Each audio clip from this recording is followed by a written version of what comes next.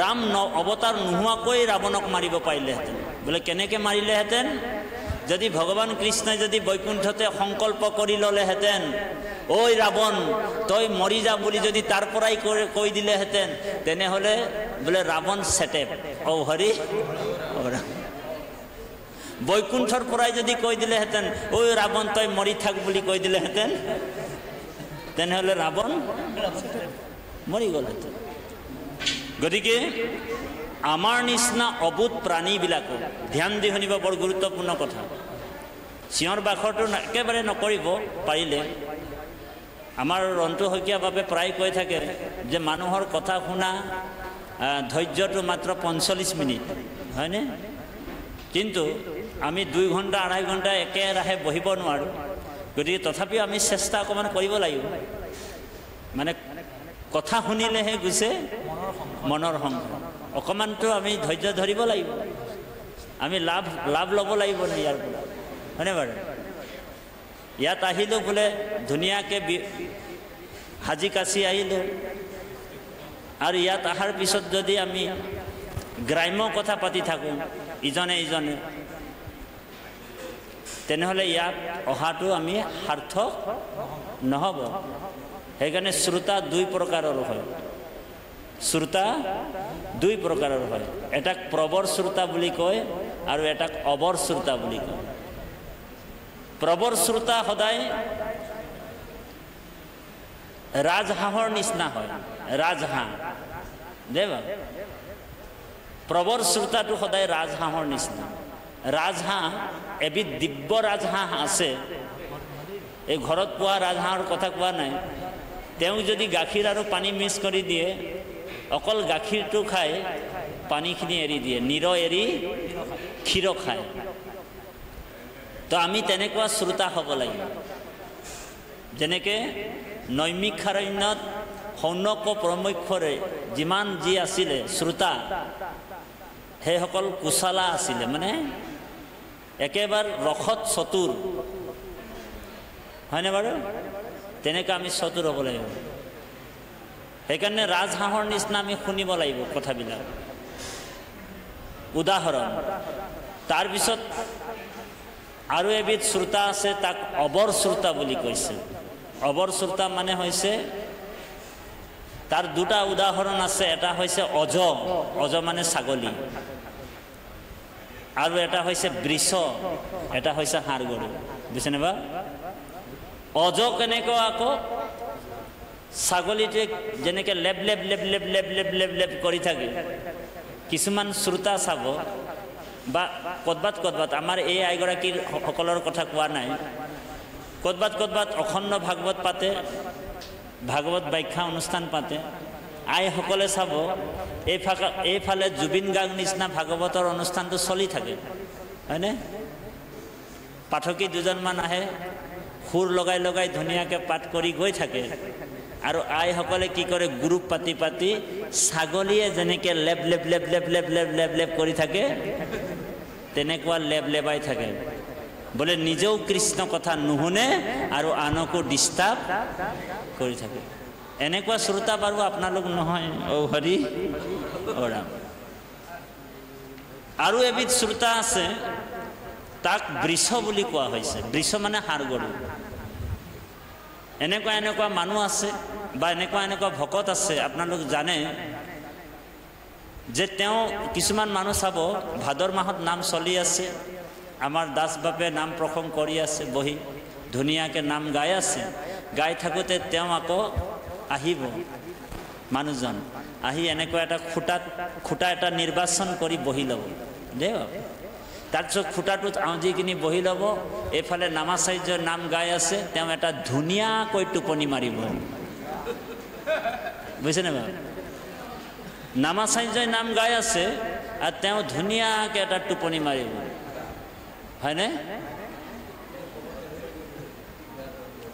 আৰু যেতিয়া নামাচাৰ্যই নাম সামৰণি মাৰিব, তেওঁ কি কৰিব, প্ৰসাদৰ টোপোলাটো ল'ব আৰু ঔ হৰি ঔ ৰাম, তাৰ বাহিৰে আৰু তাৰ কাম নাই।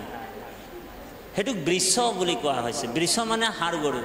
হাঁড় গৰু যেনেকৈ গোহালিত পালে গোহালিত থুৱে, বাহনিত পালে বাহনিত থুৱে, আৰু আপোনাৰ পাকঘৰত পালে মানে পাকঘৰত সোমাই যিমান বস্তু আছে খাই বৈ তাতো হৈ যাব, আৰু ৰাস্তাত পালে ৰাস্তাতো হৈ থাকে, হয়নে?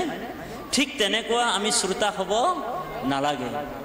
গতিকে আমি কৃষ্ণ কথাটো বহুত সাৱধানে শুনিব কৈছে, কাৰণ কৃষ্ণ কথাত মোৰ মহালাভ আছে বুলি কৈছে। আমি মহালাভ কোনটো ভাবোঁ? ধ্যান দি শুনিব। আমি মহালাভ এইটোৱে ভাবোঁ যে আমাৰ 2 মহল বিল্ডিং হৈ যায় বা বিল্ডিং হৈ যাব, হয়নে বাৰু? অহা বছৰ আসাম টাইপ ঘৰটো হৈ যাব, এইটোক মহালাভ বুলি ভাবি আছে, হয়নে? ধ্যান দি শুনিব দেই, বৰ গুৰুত্বপূৰ্ণ কথা। আৰু আমি মহালাভ কি বুলি ভাবিছোঁ? যে ল'ৰাটোৰ ভাল চাকৰি এটা লাগি যাওক, সেইটোৱে আমাৰ মহালাভ বুলি ভাবি আছে, হয়নে? আৰু মহালাভ কি বুলি ভাবি আছো? যে আমি এইটো মহালাভ বুলি ভাবি আছো যে মোৰ সকলো কৰ্ম যাতে শুদ্ধভাৱে ভগৱন্তে কৃপা কৰি আমাক ধন টকা পইচা ঐশ্বৰ্য বিভূতিৰ গৰাকী হওক বুলি, আৰু সেইটোৱে মোৰ পৰম লাভ বুলি ভাবি আছো। ভাল লাগজাৰী গাড়ী এখন হৈ যাওক বুলি, সেইটোৱে মহালাভ বুলি ভাবি আছে। কিন্তু ভাগৱতে আমাক সেইবিলাক মহালাভ বুলি কোৱা নাই। জন্মৰ যেটো মহালাভ শাস্ত্ৰই কি কৈছে? ভাগৱতত কৈছে জন্মে লাভ পৰম পুঞ্চা অন্তে নাৰায়ণে স্মৃতি। জন্মৰ পৰম লাভটোৱে হৈছে অন্তিম সময়ত আমাৰ মুখৰ পৰা ৰাম নাম বা নাৰায়ণ নামটো ওলোৱাটোৱে হৈছে মহা লাভ, হয়নে? এই ভাগৱতত আছে অন্তকালে হৰিস্মৰে যিটো ভাগ্যৱন্ত তাহাৰ মহিমা কোনে ওহি পাৱে অন্ত। সেইকাৰণে আজি আপুনি মই এইটো ৰিহাৰ্চলহে কৰিছে, হয়নে বাৰু? এইটো কি চলিছে আমাৰ? ৰিহাৰ্চল। বোলে তাঁতি বাপু ৰিহাৰ্চল কৰি আছে আৰু আপোনালোকেও ৰিহাৰ্চল কৰি আছে। অ হৰি অ ৰাম, আপোনালোকৰো ৰিহাৰ্চল চলি আছে আৰু আমাৰ ৰিহাৰ্চল চলি আছে, মানে অখৰা, হয়নে বাৰু? অখৰা আকৌ 2 প্ৰকাৰৰ হয়, ধ্যান দি শুনিব। এটাক বচন বুলি কৈছে আৰু এটাক মোচন বুলি কৈছে। অখৰা কেই প্ৰকাৰৰ? 2 প্ৰকাৰৰ। যেনেকৈ ভাওনাত যে অখৰা হয় 2 প্ৰকাৰৰ হৈছে, বোলে কি? বোলে বচন আৰু মোচন, হয়নে বাৰু? বচনটো আমি ভালকে গালো, কিন্তু মোচনটো যদি দিবলৈ আমি ভকতৰ সময়ত বহি হাত চাপৰি ভালকে নামাৰিলো, অ হৰি অ ৰাম, তেনেহ'লে ভাওনাৰ দিনাখন যেতিয়া অন্তিম দিন হ'ব, তেতিয়া আমি ভালকে ভাওনাত প্ৰৱেশ কৰিব পাৰিম নেকি? বোলে ঘৰত গৈ বোলে লিষ্টখন লিখি ল'লো, দৈত্যৰাজ বুলি ঘৰত মুখস্থ কৰি আছো, কিন্তু বোলে ৰিহাৰ্চল কৰিবলৈ কোনোদিন যদি প্ৰেজেণ্ট নহওঁ, তেনেহ'লে আমাৰ খেলি মেলি লাগি যাব। কোন দিনাখন খেলি মেলি লাগিব?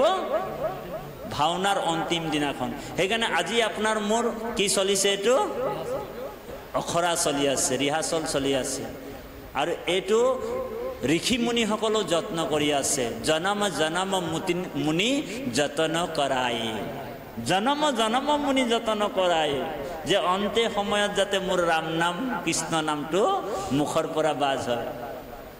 কিন্তু আমাৰ আজি প্ৰেক্টিছটো আমি ভালকে কৰি লোৱাই ভাল। এইটো ইহকাল আৰু পৰকাল 2টা কাল আছে। ইহকাল মানে এই কালৰ যেটো বেংক বেলেঞ্চ, মানে এই কালৰ বিত্ত মানে ধন। বোলে এই কালৰ বিত্তটো আপোনাৰ সবেই জানে।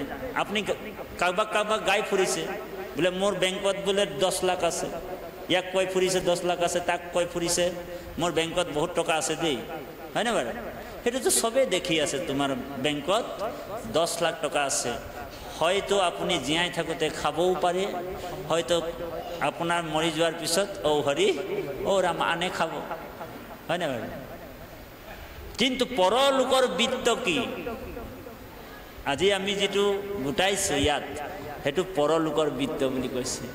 এই বেংক বেলেঞ্চটো আমি ক'ত মানে ভোগ কৰিব লাগিব? পৰলোকত বিত্ত বুলি কৈছে। গতিকে আজি আমি এই পৰলোকৰ বিত্তটো আজি আমি আত্মাৰ পোষণ কৰি আছো, আত্মাটোক খাদ্য খুৱাই আছো, আৰু আত্মাৰ খাদ্যটো হৈছে ঈশ্বৰৰ নাম। বাকী